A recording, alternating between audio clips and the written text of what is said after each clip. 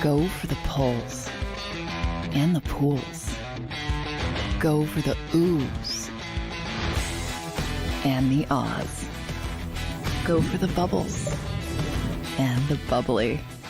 Go for the story and the stories. Go for the win. Go to Ocean Casino Resort. Book your trip at theoceanac.com.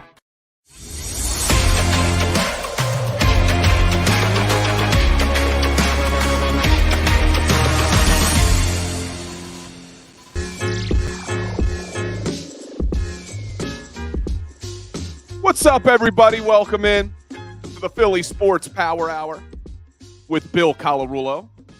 Happy Friday, everybody. Get ready for the weekend. Not supposed to be a bad day either. I think it's going to get up to 50 degrees in Philadelphia today. So we'll take that. Every day is one day closer to golf season, man. I can't wait. See, I'm not a guy, I can't golf under 50-degree weather. But once it hits 50, I'm good to go. So I'm looking forward to it. And I know there's people out there who say, golf. Never thought in a million years I'd become a golfer. Ever. Played football, ice hockey, sports where it was bigger, stronger, faster. But then I got into golf about 3 or 4 years ago. And that is where I get my competition fix, man. I needed something. I needed something to bring back that level of competition. And you play in some golf tournaments, standing over a putt you need to make to win, gives you a little bit of that competition taste again. So that's why I do it, because I can't – look, I was playing men's league ice hockey, getting concussions and crap. I'm like, what the hell am I doing? I'm too old for this stuff. But anyway, good to see everybody. Just me today, no guests today. So we're going to talk a little Sixers. Obviously, have to talk about the Philadelphia Eagles with all the drama surrounding that team. And we'll do a little Phillies talk as well today on this Friday, because we haven't done any Phillies talk in a couple of days. So we'll get into Phils as well. But we're streaming live on my YouTube channel. We're also live across the JAKIB Sports network as well. We're live on TikTok, YouTube, Facebook, Twitter. We're everywhere. So make sure you hit that like button for us. Make sure you're subscribed both to my social and to JAKIB Sports. And make sure you check out Dan Cilio later today. Cilio's been cooking the last couple of days. He's not happy about some of the news coming out from the Philadelphia Eagles and Derek Gunn's report and all that good stuff. But let's get a little roll call in the chat before we get into it. I see Fanny, Eagles fangirl in the house nice and early. Happy Friday to you as well. Flexing and stepping, my man. Jason A-Team, happy Friday. Sad about the way the Sixers game went, but happy for Kyle Lowry. We'll talk about it. Cool debut for Lowry. Provolone John in the house. Gorby. Bill Spadaro, my man.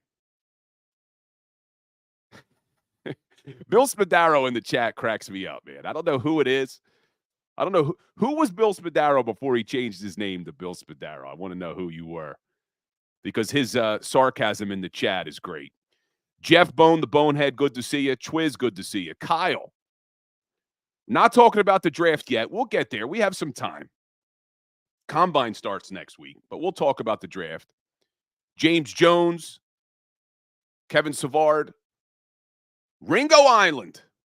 Don't be complaining it's too hot in Tampa, man. Don't be rubbing it in. Jeff Bones waiting for fishing season. Born Alone in the house. Barbara Carroll. William Stark. WCBJJ. Still competing in his jiu-jitsu. Man, we got everybody. Mr. Rudy Poo. Adams Exploits. Ian Blackwell. Ton of people. Barbara Carroll says, me and Farzy should do a 4-hour show. Farzi's great. You know, we always have him on Thursdays. So Farzy, love having Farzy on. And then here we go from Paul Mancini. Good Friday. The drama with this Eagles team and local media content creators is so over the top that it's getting very tiresome. Where's the talk about free agency and the draft? You know, I don't disagree with you, Paul, to a certain extent. But here's where it's tough, because now that I'm in the media, now that I do sports talk, is it's hard to ignore things. You can't not talk about it. When Derek Gunn reports that once Dom DeSandro was removed from the sidelines, that there was nobody there to control Nick Sirianni, and he was getting in fights with players and coaches, we have to talk about that. And you've heard me. If you follow me on this show, you know I've said I don't like the over-the-top negativity from the Philly media. That's not who I am. I don't like to be overly negative just to be negative for clicks and engagement. I try to be objective and just call it like I see it. I will always be truthful. But we can't ignore when reports like that come out. You just can't. And I see Brandon Lewis saying it was a BS report. Look, if it came from somebody other than Derek Gunn, I would be a little bit hesitant to say it's a valid report. But we know D. Gunn. Everybody here in the chat knows Derek Gunn. Derek Gunn doesn't make things up. He doesn't need the clickbait. If Gunner puts something out, it's because somebody told him that. One of his sources inside the Eagles told him that. So that's why this report is getting as much steam as it's getting, is because of who it came from. When, forgetting his name now, Carton, what the hell was his name? Yeah. When Carton came out on FS1 and started saying the BS he was saying, I looked at it and said, who cares what Carton says? I asked people inside the Eagles, and they agreed. What he's saying is ridiculous. So I didn't want to give any credence to what Carton said, because what Carton said was basically trying to insinuate that something was going on that wasn't actually going on. By saying, oh, I know, but nobody else does. And it's anything, something that would fracture any group of men. And a big star may not be here. Basically, he gave us nothing, but he insinuated that things were a lot worse than they were. So, Carton, I agree with you. Don't listen to him. But when Gunner put something out there, he got that from somewhere. Gunner doesn't make things up. He's been in this game a long time. He's been in this city a long time. So that's why we have to talk about it. Now, do I think that what Gunner reported is maybe being a little bit blown out of proportion? Probably. Does Sirianni really need Dom DeSandro to control him on the sidelines? I find that so hard to believe. Were there instances, maybe, when Big Dom was suspended, where Sirianni got into an argument? We saw some clips of it on TV, where maybe he got into an argument where Big Dom could have been in his ear saying, hey, Nick, dial it down a little bit. Maybe. So I don't disagree that these reports are maybe being blown out of proportion a little bit. But we have to talk about it because it was reported by a reliable reporter in Derek Gunn, and it just sounds so outrageous that a head coach would need someone else to control his emotions. And you know me on this show. I have defended Nick Sirianni after the emotions of that Tampa Bay wild card playoff game subsided. I then said, look, I've looked at everything, and I do think he deserves to come back. And I still do firmly believe that Nick Sirianni deserves to be the head coach. This is where me and Big Sills disagree. Big Sills thinks Sirianni shouldn't be the head coach of this football team. I disagree with that. I think he's done enough in his first 3 seasons that he's earned the right to come back for one more year. And I've told you why I felt that way. What he dealt with this season, no coach has ever been able to overcome. You can't deny that. And if you're here in the chat, and I know there's people who want Sirianni gone, you cannot deny that not a single coach in NFL history has been able to overcome what Nick Sirianni was trying to overcome this year, and that was going to a Super Bowl, losing both his offensive coordinator and his defensive coordinator and getting any further than the divisional round in the playoffs. It's never happened before. I know there are 6 coaches who went to a Super Bowl, lost, and were able to get back the next year. Only 3 of them won it, but none of those 6 coaches lost both their coordinators. And you want to give more excuses for Sirianni? You want me to quote-unquote give excuses? The way he lost his defensive coordinator was also very difficult because he thought Jonathan Gannon was coming back. They end up losing Vic Fangio to Miami. Gannon, then we find out, was actually talking to the Arizona Cardinals. He now pulls out. They're left with no DC. So for me, I felt that Sirianni deserved to come back, and I still firmly believe that. But when you look at this report, that bothers me. That concerns me. Because what I loved about what the Eagles did this offseason is they made Sirianni a true CEO coach, something that he was basically anyway for the last 2.5 seasons. We know after they started year 1 under the Sirianni regime, 5-7, he changed play calling duties over to Shane Steichen. He gave the infamous flower speech, and then the team went on a run. They end up making the playoffs that year. 2022, they dominated pretty much everybody all the way up until Super Bowl 57.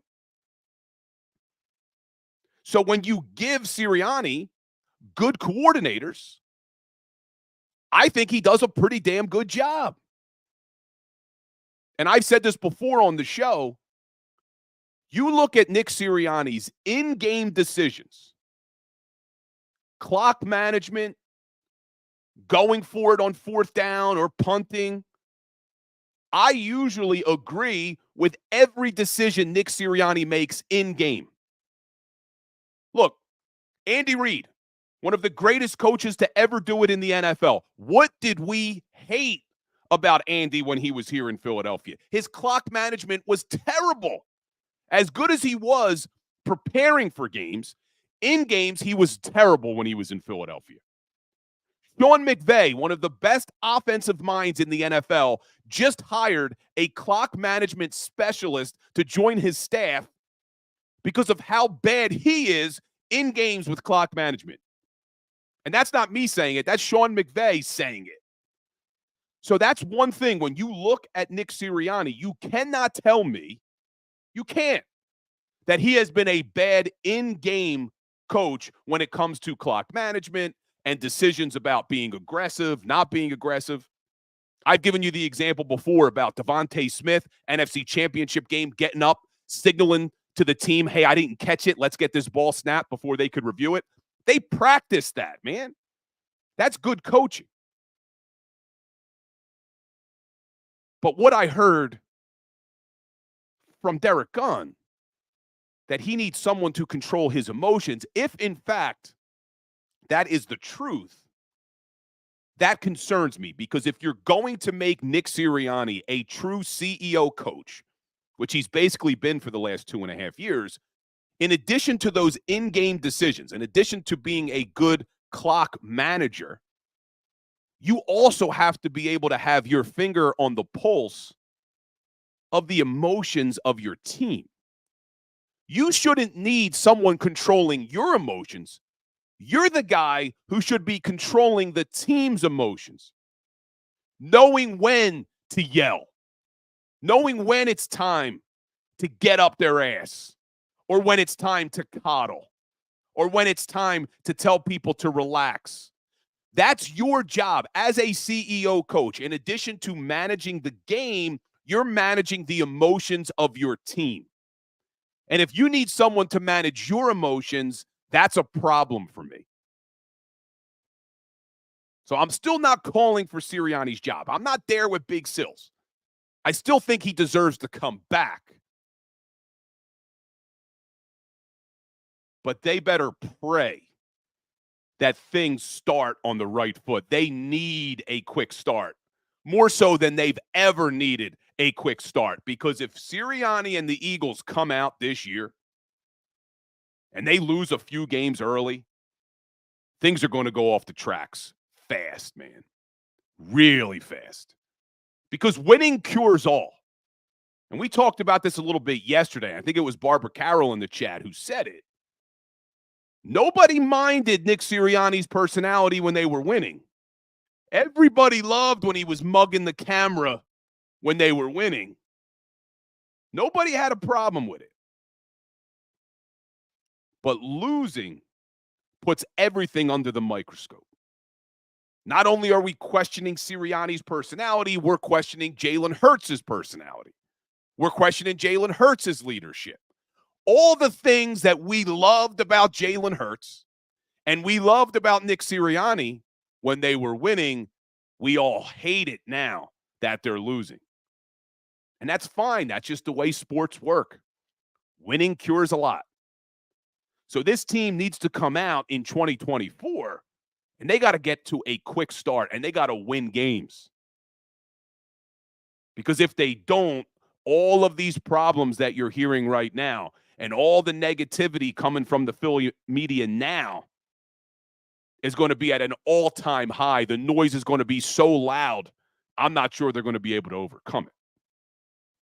But Sirianni deserves one more shot. But we'll do some more Eagles talk. Let's talk some Sixers for a second. Because the Sixers were in action last night. First game back after the All-Star break. Everybody was all excited. Kyle Lowry making his Philadelphia debut. Down at the Wells Fargo Center.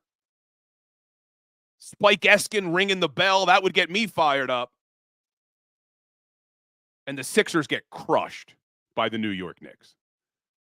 The final score doesn't even do it justice about how bad the Sixers played in this game, getting dominated by the New York Knicks last night. And the crazy thing is I know the Sixers had injuries. No Joel, obviously. No DeAnthony Melton, who's supposed to play tonight. Nick Nurse said DeAnthony Melton will be back in the lineup tonight. No Robert Covington again. But you look at that New York Knicks team, no OG Anunoby, no Julius Randle. These were two guys who were starting for them before the All-Star break. So this was an opportunity to maybe say, hey, look, without Joel, we can still compete with some of the good teams in the NFC, in the Eastern Conference. We can still compete. We can win enough games to maybe be a 5 or 6 seed and get into the playoffs, so hopefully Joel can come back. But they get crushed last night. Absolutely crushed. Jalen Brunson puts up 21 and 12 last night. And I said this last week on the show. The one thing I learned at the All-Star game was that Jalen Brunson is a Philadelphia Eagles fan. I knew he went to Villanova. He's from New Brunswick, so I didn't know he was an Eagles fan. But he's an Eagles fan. And Jalen Brunson pointed out that Tyrese Maxey's a Cowboys fan. So Jalen Brunson's playing some really good basketball right now. Really good basketball. But he puts up 21 and 12 last night. Tyrese Maxey did what he could. 35 points, 6 rebounds, 5 assists. But Tobias Harris looked terrible last night. I mean, everything, and I haven't been as much of a Tobias Harris hater as some. But what we saw from Tobias last night is the exact reason why fans get on Tobias. Because when he plays like that, you're putting yourselves at a severe disadvantage, especially when you don't have Joel. You need Tobias to step up. And last night, he was just terrible for this Sixers team. But Nick Nurse rolls out a starting 5 of Maxey, Buddy Hield, Tobias Harris, Nico Batum, and Paul Reed. Batum was back finally after missing a few weeks. He looked rusty.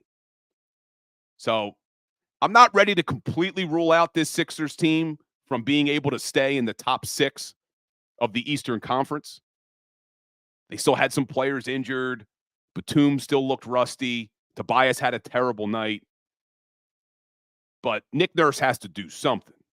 Because if there's any hope that Joel is coming back, this team has to stay in the top 6. You have to. You can't be in the play-in tournament. So we'll see what Nick Nurse can do. Quick turnaround for the Sixers. They're back in action tonight against the Cavs. But the one good thing from last night, Kyle Lowry, that was pretty cool when they introduced him from North Philly. Fans go nuts. That was pretty cool. And Lowry showed us why he's so tough. Takes an elbow to the face, gets 6 stitches, and like a Philadelphia Flyer, gets back out there and keeps playing. Finishes with 11 points, 5 assists, 5 rebounds in 25 minutes of play. But hopefully Lowry can keep getting opportunities because I don't know how much he has left in the tank, being 38 years old or however old he is, 37 or 38. But hopefully he can give you some good minutes off the bench. Because the bench last night, you had Lowry first off the bench, then you had Kelly Oubre, KJ Martin, Mo Bamba. Then they started mixing in Campaign, Ricky Council. Campaign didn't look good last night either. So, and I see Flexing and Stepping in the chat. I don't necessarily disagree with this. He says Lowry won't move the needle. He's old, man. I mean, he's going to give you what he can give you.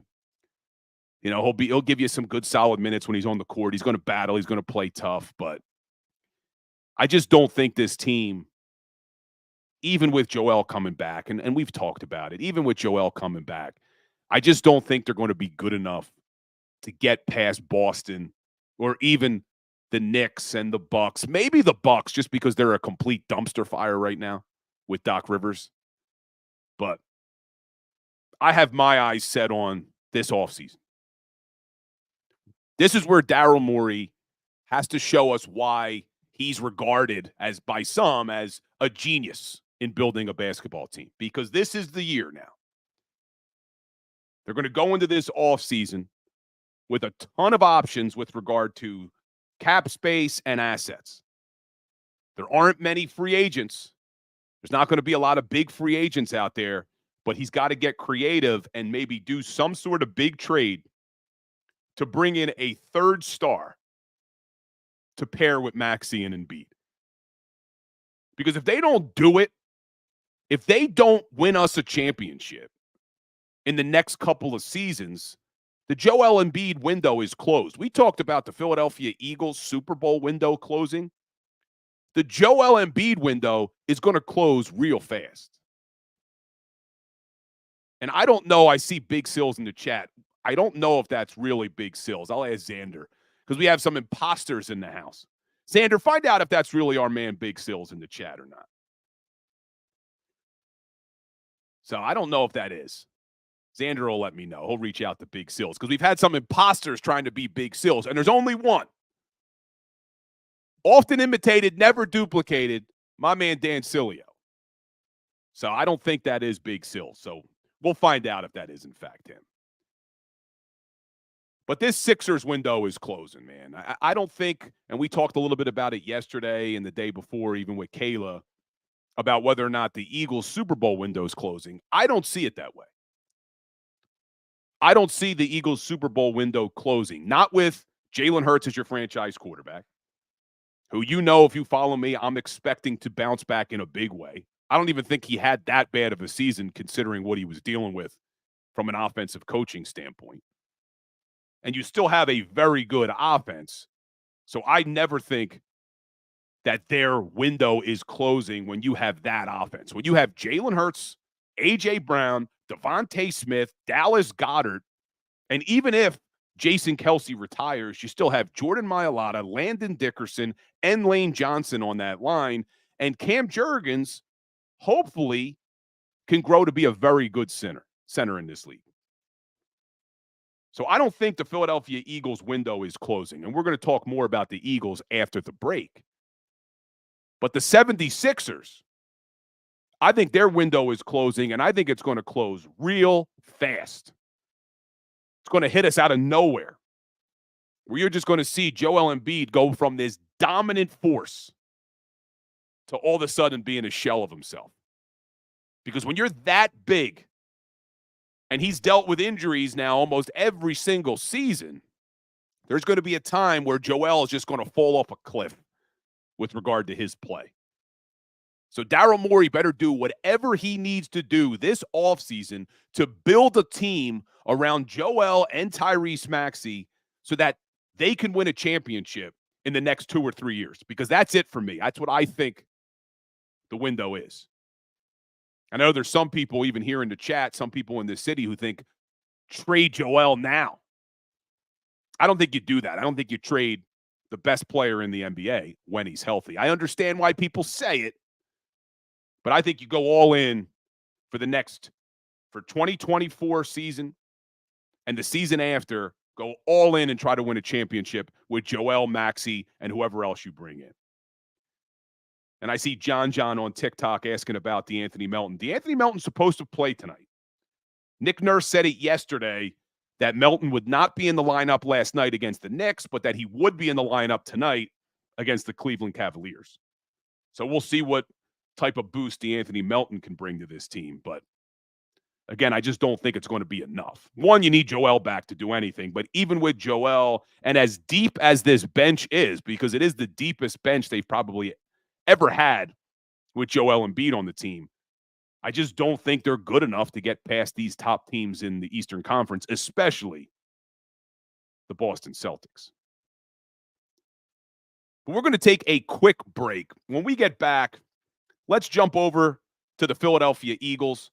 Some news coming from the Eagles. They did sign a player yesterday, so we'll talk about that. They finalized their defensive coaching staff, so I want to talk about that as well. And then we'll just take a look at some of their needs, salary cap, some things that maybe they can do to free up some cap space. And then we'll do a little Phillies talk as well. So this is the Philly Sports Power Hour. Go ahead, hit that like button for me, hit that share button for me. As always, make sure you're following me everywhere. We'll be right back. Go for the polls and the pools.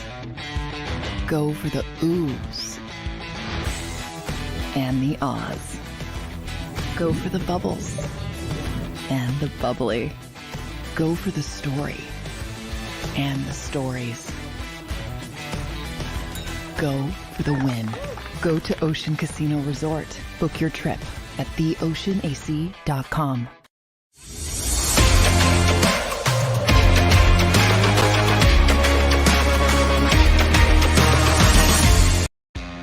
Go to get your game on.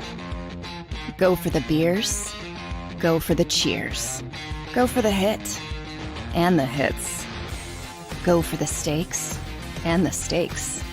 Go to get your parlay on. Go to get your party on. Go for the scene. Go for the screens. Go for the gallery. Go for the win. Go to Ocean. Visit theoceanac.com to plan your visit. At Pond Lehocky, we've recovered billions of dollars for our clients, and we're confident we can do the same for you. With over 250 years of combined courtroom experience, we've helped over 100,000 injured clients obtain some of the largest settlements in Pennsylvania. One conversation is all it takes to help you and your family get back on track. If you've been injured in an accident, give Pond Lehocky a call.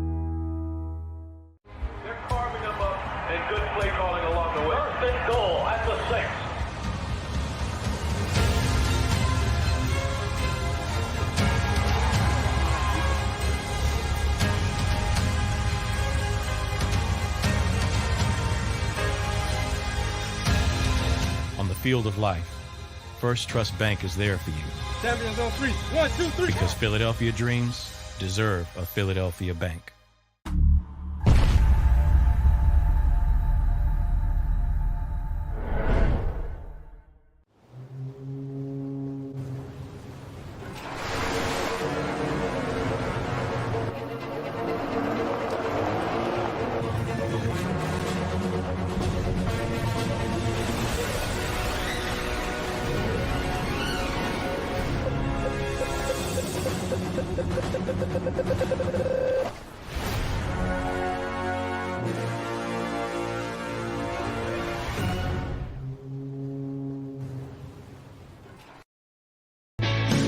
Hi everybody, my name's Jason Lombardi. I'm an inspector at DryTech. At DryTech we offer 3 major services, the first one being basement waterproofing, The second service we offer is foundation and structural repairs. And then the third service that we offer is mold remediation. If you feel you are having a waterproofing issue, give DryTech a call or check us out online.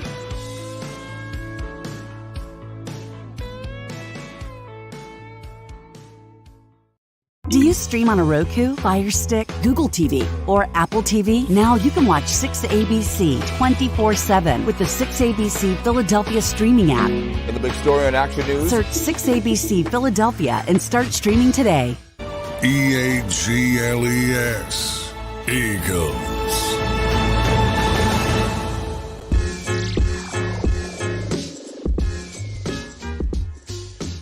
What's up, everybody? Welcome back in to the Philly Sports Power Hour with Bill Colarulo.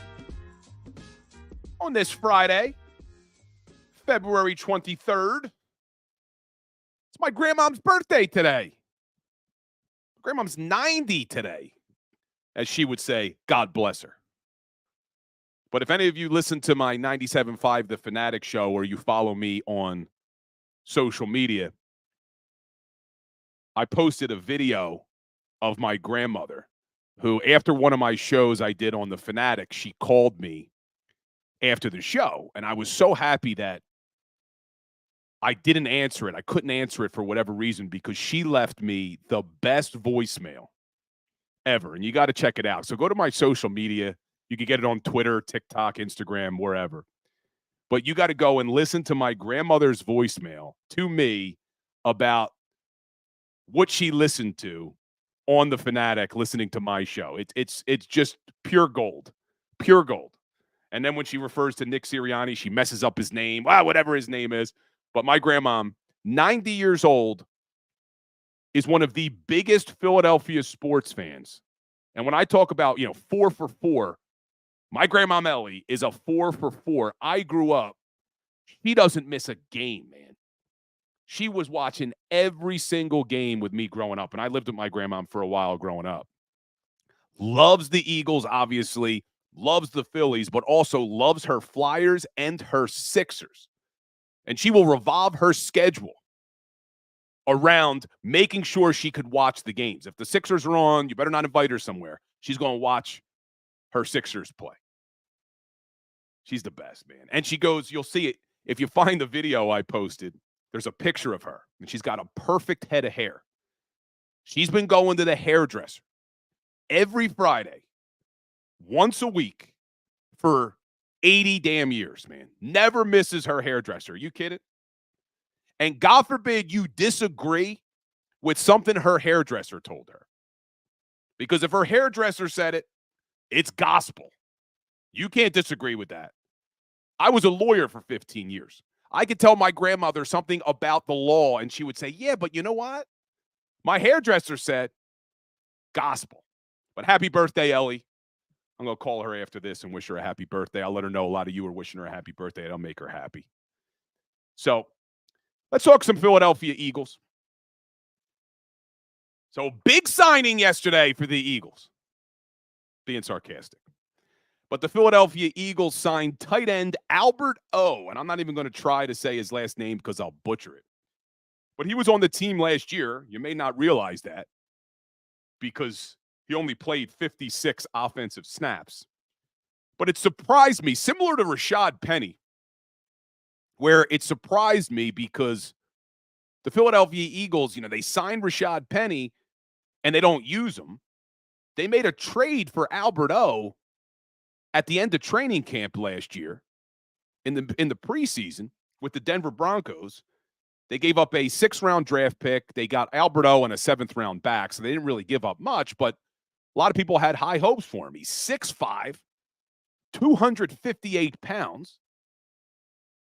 This will be his 5th season because he was finishing up his 4-year rookie deal. The Denver Broncos took him in the 4th round out of Missouri back in 2020.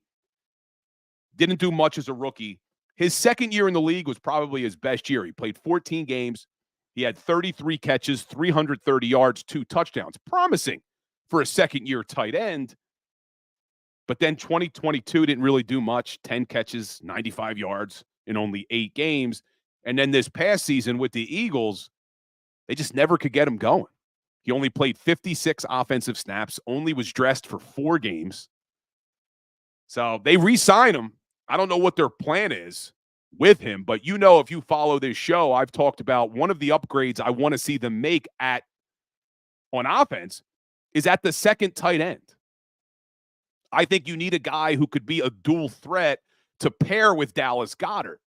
So you can run that 12 personnel where you have 2 tight ends on the field and you have a guy who can not only run block like Jack Stoll can or catch like Grant Calcaterra can, but that is a dual threat like Dallas Goedert. That's what makes Goedert so good, is when he's on the field, he's a weapon in the passing game, but he's also a big weapon in the running game.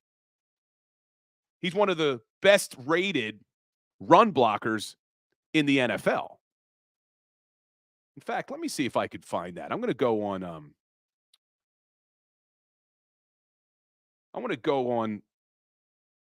let's see, Pro Football Focus. I want to see what was the best run blocking tight end in the NFL last year. I bet you Dallas Goedert is near the top. He always is. So while that's loading, but that's what I want to see them do, is I want to see them bring in a tight end who can run block. So let's see where Goedert is. Yeah, so Goedert was ranked number 8 in the NFL in terms of run blocking from tight end. That's where he was graded by Pro Football Focus. And some of these other guys above him only played 34 snaps. So you look, the number 1 tight end last year in terms of run blocking was George Kittle. Makes a lot of sense. With the way the San Francisco 49ers run their offense, it makes a lot of sense. Hold on, and on TikTok, they're asking me if I'm wearing a toupee. I wish, brother. I wish this was a toupee, because if you could see the back of my head, man, I got a big, nasty bald spot, dude. So that's the best part, Mike47817. The best part of doing sports talk like this is you only see me from the front. Because if I gave you a look from behind, you see the bald spot. So, no, this isn't a toupee, I wish. Does it look like a toupee today? Does it look like a toupee? It makes me feel good, man. My hair's flowing, brother. But you look at the tight ends. Yeah, Dallas Goedert, top 10 for run blocking. So maybe they see something in this Alberto that they think they can develop him into a good tight end to bring him back. But I don't know. They had a whole season last year, and they didn't do anything with him. So I hope that this isn't the Philadelphia Eagles' plan at tight end to say, hey, we're going to go with Alberto, Dallas Goedert, and we're going to go with Jack Stoll and Grant Calcaterra. I hope they have a bigger plan than that, because they need to upgrade the backup tight end. I see people in the chat saying to shave my head. I used to shave my head. When I played college football, I was a massive meathead, man. I was like 240-something pounds, benching 450, and I had a shaved head. But then I got into law. I was a lawyer. I had to get a little bit leaner, a little bit more professional. I had to take the earrings out, had to play the part, man. But now I guess I could shave my head. There's no reason not to. If it gets any thinner, if this keeps going back, I'm shaving it again. I love shaving my head. You can wear a hat, take it off, go wherever you want. It's the best. But we digress. We're talking sports, not talking style. Talking sports. So Alberto, they re-signed him, but for me, that shouldn't be the answer. They need to bring in another tight end. I think William Stark wants me to do a mohawk. Not going there, dude. Especially with the bald spot. It would only be a mohawk that went like midway through the head. But let's talk about some other needs for this team, because in addition to a backup tight end, I think they need to upgrade wide receiver 3. We've talked about that. We need a ton of help on the defensive side of the football. And free agency, March 11th. I mean, we're right around the corner from free agency. So you look at the salary cap right now, and I expect that we'll start hearing some news about players maybe restructuring their contracts, renegotiating their deals, some players being released, because the Eagles are going to want to free up as much cap space as they can to be players in free agency. Because when I look at the defensive side of the football, There's some young guys that have me excited. Jalen Carter, Keely Ringo, Eli Ricks, Sidney Brown, if he can stay healthy. So there's some young guys that have me excited. But you look at the edge rusher position, the linebacker position. I don't know what we have. We have no idea if Nolan Smith is going to make a leap in year 2. I'm not writing him off. You cannot judge a player by his rookie season. But he didn't show us anything in his rookie year that would lead us to believe that we can completely trust Nolan Smith this coming season, that we can go into this year saying we'll be fine on the edge because we have Nolan Smith. So the Philadelphia Eagles and Howie Roseman, they have to be players at the edge rusher position. And how big of players they need to be is really going to depend on what happens with Haason Reddick. Because if they're able to renegotiate Reddick and you still have Haason, and you may even see them extend Josh Sweat because Josh Sweat's in the final year of his deal. So if you extend Sweat, you figure out an extension with Reddick. Number one, that brings back your 2 best pass rushers, but it also should help you in salary cap because Haason Reddick's cap hit's close to $22 million. You renegotiate, you extend them, that number comes down. Josh Sweat's cap hit this year, $9.1 million. You renegotiate, you extend them, that cap number comes down. So if that's the case, then you need to be players, though, because you'll have Haason Reddick, you'll have Josh Sweat, you'll have Nolan Smith, and I see I'm awake in the chat saying Nolan Smith showed some flashes. I didn't say he didn't show flashes. What I said was you can't completely rely on Nolan Smith being your starting edge rusher this coming season. I don't even think you can rely on him being your 3rd best option. They need more depth at the edge rusher position. Did Nolan Smith show flashes? Yes. Did he show me enough where we could say we're fine at the edge rusher position this coming season because Nolan Smith's waiting in the wings? No way, man. And you're lying to yourself if you're saying that you saw enough from Nolan Smith that you think he's going to have a great year in 2024. He could, but there is no one that could sit here and say he's definitely going to have a big year this coming season. He didn't show me enough where I have faith that Nolan Smith's going to take that leap next year. I'm not ruling him out. I just said it. You can't rule out a guy because of his rookie season, but you also can't rely on him. It's the same thing we saw with Nakobe Dean. It's the same thing I was preaching all offseason last offseason. All offseason, I was posting videos to my social media about how the Philadelphia Eagles cannot put all of their linebacker hopes in Nakobe Dean, who's only played 34 career snaps.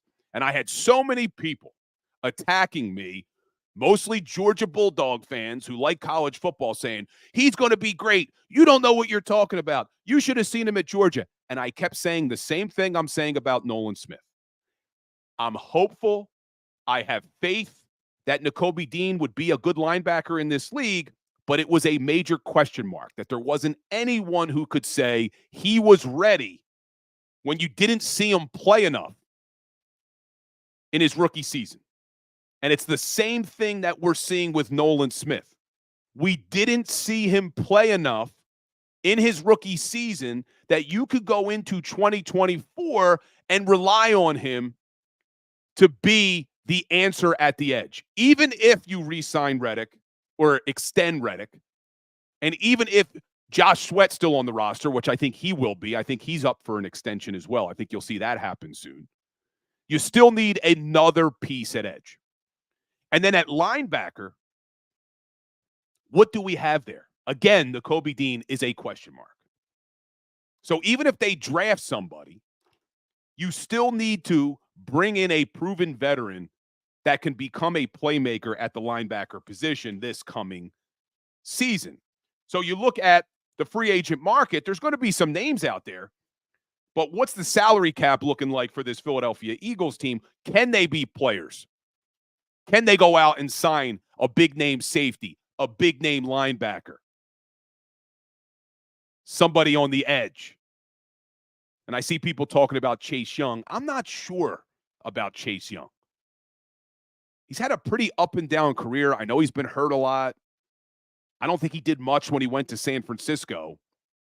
And you put Chase Young on the 49ers, that guy should have been dominating games. Chase Young should have been taking over games on the 49ers because he had Nick Bosa, Javon Hargrave, and Eric Armstead on the line with him. So Chase Young should have been getting single-teamed. He should have been dominating games, taking over games from the defensive side of the ball, and you didn't see it. So that's why I'm not sure Chase Young's the answer. But what can the Eagles do? So the salary cap's going to be about $242.5 million. Right now, the Philadelphia Eagles have a little under $21 million in cap space, which puts them at 18th in the league. There's actually 10 teams who are in the negative, Dallas being one of them. But how can they get more cap space? Well, one is extending Reddick. If they can extend Haason Reddick and lower that cap hit, even if they pay him more money, but lower that cap hit from $22 million down, they may be able to save over $10 million against the cap right there. They're going to save $13 million when they either renegotiate with Kevin Byard or just flat out cut him. Kevin Byard's one of the few guys on this team where you could cut him pre-June 1st, and it saves you a ton of money. So be on the lookout for that, because over the next couple of weeks, you're either going to hear Kevin Byard is being released or that he's renegotiated. It's a guarantee. You may see them extend Jordan Mailata. You may see them extend Landon Dickerson. Avonte Maddox is another guy where I think he needs to renegotiate. But I could see the Philadelphia Eagles very realistically, if they do things the right way, renegotiate some contracts, release some players, that they may be able to get that $21 million in cap space to over $50 million before free agency hits. So then they can maybe be some players. And they have to allot some of that money to draft picks. But I could see them freeing up some cap space to maybe get to around $50 million, which would be great. The Commanders are in the best shape of all. They have over $80 million in cap space. But this Philadelphia Eagles team, all of the drama, all of the reports about A.J. Brown not getting along with Jalen Hurts and Jalen Hurts needing to be a better leader and Nick Sirianni needs Big Dom to control him. All of these things can be fixed if they come out to a hot start and win football games next year. You even heard, I think Seth Joyner was on with Cilio yesterday. He said the same thing. Winning cures all. And the way they will win is by building that defense back up. I'm not worried about the offense. I'm expecting a big bounce back year for Jalen Hurts. You know that. I think with good coaching on the offensive side of the ball, with good game planning, you will see Jalen Hurts get back to the MVP form he was in 2022. I'm almost going to guarantee it that you're going to see Jalen Hurts have a great season. You got the Combine coming up next week. You're actually going to hear from Sirianni and Roseman on Tuesday, which should be pretty cool. Well, let's jump over to the Phillies, because one of the things I keep talking about with the Eagles is that I'm expecting Jalen Hurts to be the Jalen Hurts we saw from 2 years ago. And for this Eagles team to really do anything, they need Jalen Hurts to get back to that form. Well, let's look at our Philadelphia Phillies, because let me ask you, too, if you're in the chat, which version of Jalen Hurts are you expecting to see in 2024? Are you expecting to see the 2022 version? Or are you expecting to see what we saw at the end of last year in 2023? So if you're in the chat, let me know. Because there's another player now in another sport where I'm going to ask you the same question. Trey Turner. Because Trey Turner's 2023 obviously wasn't as good as all Philly fans were hoping. We had to give the guy a standing ovation to just try to motivate him or get him back into his rhythm. So he's another player where I'm going to ask the same question. Which version of Trey Turner do you think you're going to see in 2024? Is it going to be the Trey Turner we saw for pretty much 3/4 of the season last year? Or is it going to be the Trey Turner that he was before he came to Philadelphia, where the guy was pretty much unbelievable, one of the best players in baseball? Which version of Trey Turner do you think you're going to get this year? Because Trey Turner, in looking at his stats, when he was with the Dodgers and the Nationals, never batted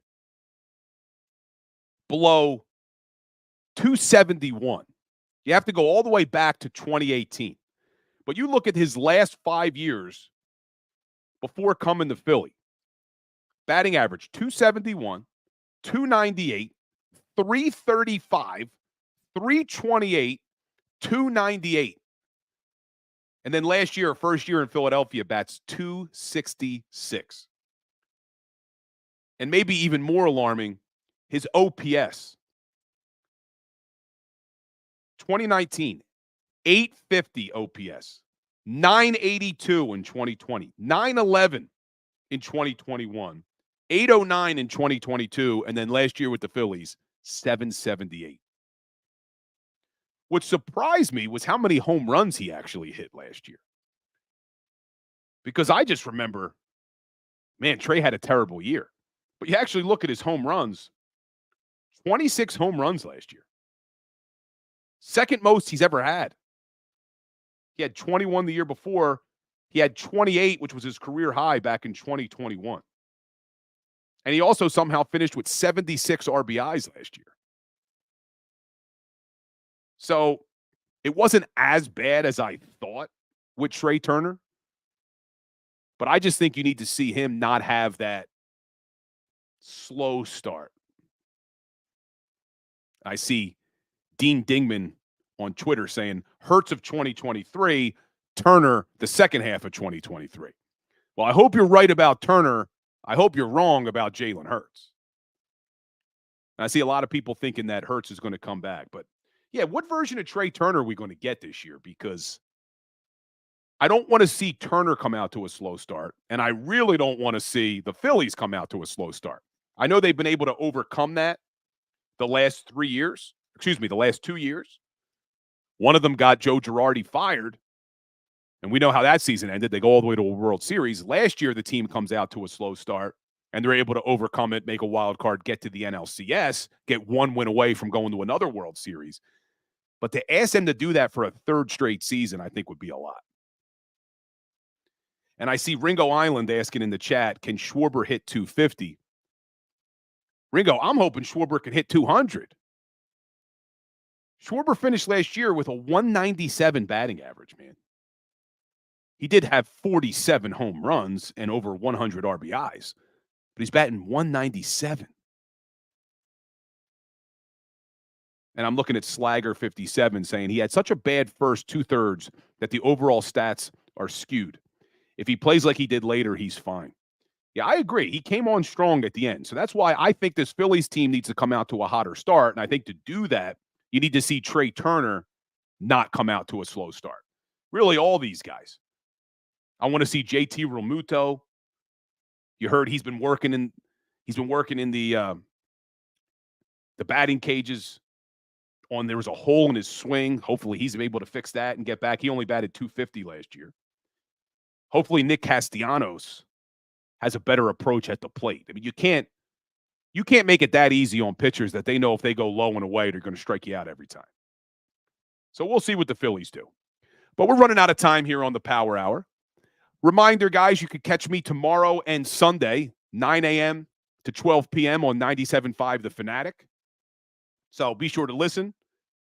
Give me a call on The Fanatic. We'll be talking some Eagles, some Phillies, some Sixers. So be sure to tune in.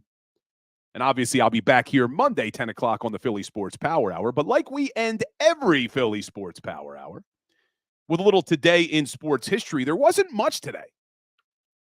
Wasn't much that happened in sports history today. But on February 23rd, 1968, Wilt Chamberlain became the first NBA player to score 25,000 points. And I see I'm awake talking some smack and flexing and stepping. But anyway, February 23rd, 1968, Wilt Chamberlain became the first NBA player ever to score 25,000 points. But not much else happened today in sports history. But I appreciate everybody being here. I hope everybody has a great weekend. Hopefully I'll hear from you on the Fanatic. Give me a call. But we're going to do 2 shows there. I'll be back Monday. Sixers are back in action tonight. Fly Guys are back in action tomorrow. Sixers also have a game on Sunday. I'll be doing the Sixers pregame show also on the Fanatic, so tune in for that. But hit that like button for me. Hit that share button. Have a great weekend. And as always, go Birds. Go for the pulls and the pools. Go for the oohs and the ahs. Go for the bubbles and the bubbly. Go for the story and the stories. Go for the win. Go to Ocean Casino Resort. Book your trip at theoceanac.com.